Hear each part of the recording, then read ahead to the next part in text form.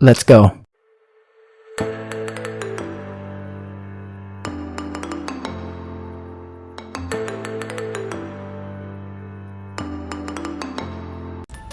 নমস্কার, আমি প্রিয়াঙ্কা। আমার আরও একটি ব্লগে তোমাদের সবাইকে স্বাগত জানিয়ে আজকের ব্লগটা শুরু করলাম। কেমন আছেন বন্ধুরা? আশা করছি ভালো আছেন, আর আমরাও বেশ ভালো আছি। আর এখন বাজে সকাল 7টা। আপনাদেরকে সঙ্গে নিয়েই ব্লগটা শুরু করলাম। আজ ঘুমটা সকাল 6টায় ভেঙে গেছিল, তাড়াতাড়ি উঠে গেছিলাম। আর বাথরুম যেয়ে বেশ ফ্রেশ হয়ে ব্রাশ ট্রাশ করে ড্রেস চেঞ্জ করে ব্লগটা শুরু করলাম। এখন বাজে সকাল 7টা। আজ আমি আমার দিন শুরু করেছি বিছনা গুছিয়ে। এবার পুরো ঘরটা ভালো করে ঝাড়ু দিয়ে নিচ্ছি। ঘরের কোণাগুলো পরিষ্কার রাখা খুব দরকার। এবার আমি ঝাড়ু দেবার ভালো করে মনটা পরিষ্কার করে নিচ্ছি। জল স্টক করে রাখা বালতিটাও একটু ঘষে মেজে নিচ্ছি, যাতে চকচকে থাকে। সব গুছিয়ে রাখলে মনটা একেবারে শান্ত থাকে। এবার এগুলোকে বেশ ভালো করে ধুয়ে নিয়ে জায়গা মতন রেখে আবারও জল স্টক করে রাখতে হবে, যেহেতু টাইম কল তো এখানে, তাই জল স্টক করে রাখতে হয়। সব কাজ শেষ করে এবার চলে আসলাম স্নান করে। স্নান করার পর মনটা একেবারে রিফ্রেশ হয়ে যায়। স্নানের পর ঠাকুরের পুজোটাও করে নিলাম। এবার সকালের নাস্তা রুটি, কড়াইশুঁটি, আলুর তরকারি আর ডিম ভাজা খেয়ে নিব। গরম গরম রুটি আর আলু কড়াইশুঁটির তরকারি সকালের শুরুটা দারুণ হলো। এবার দুপুরের রান্নার প্রস্তুতি শুরু করে দিলাম। ভাতটা বসিয়েছিলাম, বেশ হয়ে এসছে। আজকে করব মুরগির মাংস, আর আমি আজকে করব সব মশলা আমি একসাথে, মাংস, পেঁয়াজ, কাঁচা লঙ্কা, আদা রসুন বাটা, যা যাবতীয় গুঁড়ো মশলা সব একসাথে বেশ সুন্দর করে ম্যাগনেট করে কড়াইতে দিয়ে দিয়েছিলাম। তেল গরম হয়ে গেছে, এবার ঢেলে দিলাম সেই ম্যাগনেট করা মাংসটা। বেশ এটাকে এখন ঢাকা চাপা দিয়ে কমসে কম আধা ঘন্টা অবধি কষবো। এবার মাংসর ঢাকাটা খুলে দেখব, বেশ মাংসটা হালকা ভাজা হয়ে এসছে। আর একবার ঢাকা দিয়ে দিই। একটু জল দিয়ে দিয়েছিলাম। বেশ মাংসটা ভাজা ভাজা হয়ে গেছিলো টমেটো দিয়ে। আরও 20 মিনিট অবধি কষে নিয়ে বেশ তেল ছাড়া হয়ে গেছে মাংসটা। গরম গরম ভাত আর মাংস রান্না দিয়ে আজকের দুপুরের খাবারটা বেশ জমে গেল। সাথে একটু স্যালাদও নিয়েছিলাম। দুপুরের খাওয়ার পর একটু রেস্ট নিয়ে বিকেলে চলে গেলাম একটি রিসোর্টে।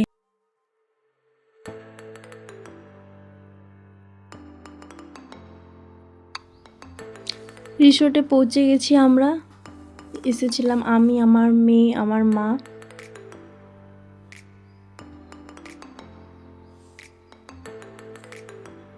রিসোর্টের পরিবেশটা দারুণ, খুবই শান্ত আর সুন্দর। বন্ধুরা এসো, চলো তোমরাও আমার সাথে ঘুরো।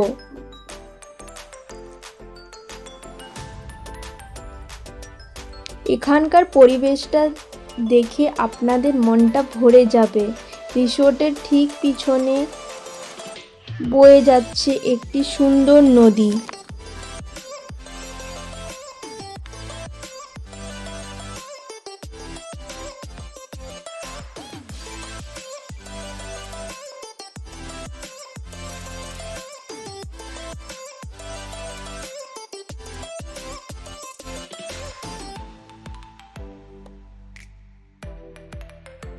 এখানে চাইলে আপনারাও ঝুলতে পারেন ঝুলাটায়, কিন্তু এইটা বাচ্চাদের জন্য একটা মিনি পার্কের মতনও করে দিয়েছে। বেশ বাচ্চারা আসলে খেলতে তুলতে পারবে, এনজয় করতে পারবে।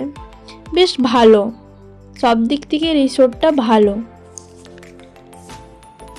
চারিদিকে সবুজ গাছ পালা আর নানান রকমের রঙিন ফুলের বাগান।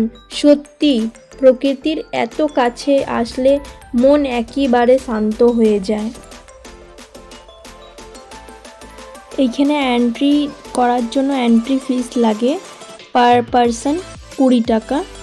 আর বেশ কি সুন্দর দেখুন, একটা গাই আর বাছুরের স্ট্যাচু, আর বেশ কৃষ্ণ বসে বসে বাঁশি বাজাচ্ছে, সেটা একটা স্ট্যাচু। চারিদিকে ফুল গাছ, এইখানে ফটোশ্যুট করছে। এখানে যারা ব্লগার হোক বা ক্রিয়েটার, তারা রিলস ক্রিয়েট করার জন্যও আসে। কেন কি বেশ নদীটা যে আছে না, বেশ ওইখানটা যে ফটোশ্যুটটা, তারপরে গাছ লাইট খুব ভালো আসে, বেশ সুন্দর হয় ফটোগুলো ভিডিওগুলো। আর এইখানে আমার মেয়ে মা আছে, ঝুলছে দোলনায়, দোলছে, ও বেশ খুশি। ও ও না অ্যাকচুয়ালি ঘোরাফেরা খুব পছন্দ করে, আর ওকে তার জন্য মনটাও বেশ ওর ভালো থাকে, যেহেতু ঘরে ঘরে বেশি থাকা হয়। দেখতে পাচ্ছেন নদীটা, আমাকে বেশ ভালো লাগে, এইখানটায় আসলে একটা আলাদাই শান্তি লাগে।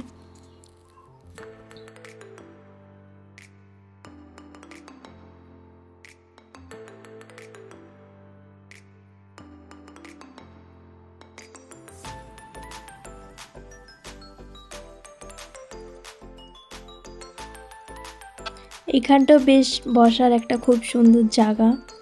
এখানে একটা বড় করে চৌবাচ্চা করা আছে, বেশ এইখানে অনেক রকমের মাছও ছেড়েছে। দেখতে পাচ্ছেন মাছগুলো, ওই যে দেখছেন লাল কালার। এখানে থাকার জন্য দারুণ কটেজ আছে। বার্থডে সেলিব্রেশন হোক বা অন্য কোনো ফাংশন, সব কিছুর জন্যই জায়গাটা একবারে পারফেক্ট। অনেকক্ষণ টাইম স্পেন্ড করার পরে এখানে আমরা এবার বাড়ির দিকে ফিরে যাব, যেহেতু অনেকটা সময় হয়ে গেছে, বেশ সন্ধ্যা 7টা বাজে এখন। আর এখনও ঠান্ডাটা বেশ ভালো করে যায়নি, এখনও কোনো দিন সন্ধ্যাবেলায় ঠান্ডা লাগে, কোনো দিন লাগে না। আজকে একটু ঠান্ডা ঠান্ডা লাগছিল বাইরে। বন্ধুরা, আজকের এই দিনটা এইভাবেই কাটলো। আশা করি রিসোর্টের সুন্দর পরিবেশ আর আমার দিনের কাজগুলো আপনাদের ভালো লেগেছে। যদি ভিডিওটা ভালো লাগে তবে অবশ্যই একটা লাইক করবেন আর বন্ধুদের সাথে শেয়ার করবেন। আর এমনি সুন্দর সুন্দর ভিডিও দেখতে আমার চ্যানেলটি সাবস্ক্রাইব করতে ভুলবেন না, পাশে থাকা বেল আইকনটি বাজিয়ে দিবেন। আবারও দেখা হচ্ছে খুব শীঘ্রই নতুন একটি ব্লগে। ততক্ষণ সবাই ভালো থাকুন, সুস্থ থাকুন। নমস্কার আর ধন্যবাদ।